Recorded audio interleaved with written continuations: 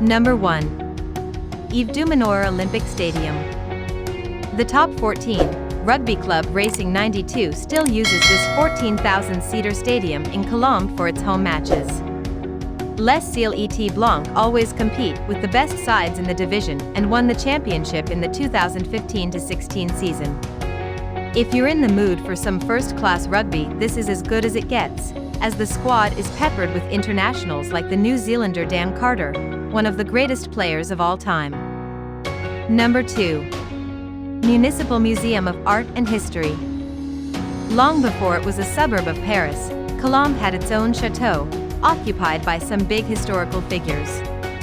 One of these was Henrietta Maria, the widow of the English King Charles I, who fled here after he was executed by Oliver Cromwell in 1649.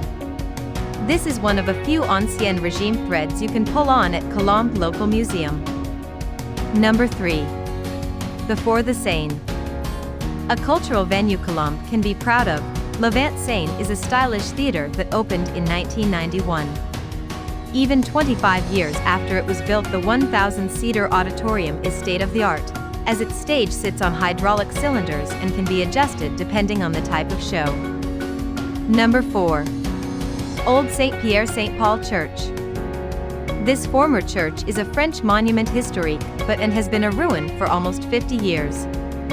It's a victim of its location, next to a main road that was enlarged in 1968, requiring the nave to be torn down. What's left now is the bell tower and a few arches, which have stonework going back to the 1100s.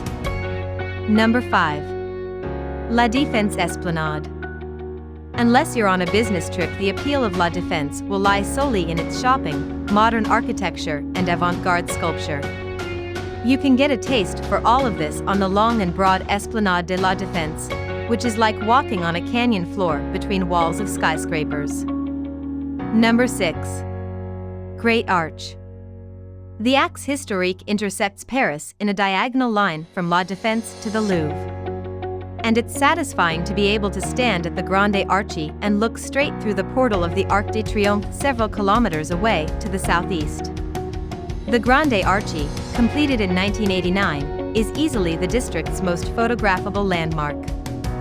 Number 7. Jat Island. Under 10 minutes by car is the Île de la Jat, a river island between Courbevoie and Neuilly-sur-Seine. Although the island is now home to around 4,000 people, it used to be parkland for the now leveled Château de Neuilly. A temple of arrows at the southern tip of the island is one of the few remaining traces of this property. Number 8. 17th Arrondissement. If you want to spy the Parisian upper crust in its natural habitat, you can make the 10-minute train ride to this plush district.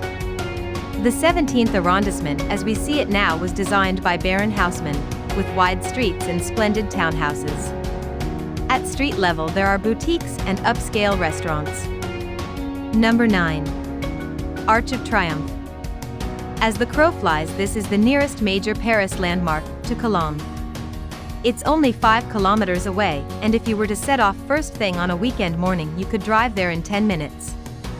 The rest of the time you'll need a bit longer to get to a monument that stands with the Eiffel Tower as an international identifier for Paris. Number 10. Palais Garnier. This iconic Beaux-Arts opera house sets the standard for performance venues around the world. If you want a seat at one of the ballets hosted at the Palais Garnier, you'll need to book well in advance. But it's worth coming just to mill around on a tour. Hope you like this video. For more videos, please subscribe to our channel.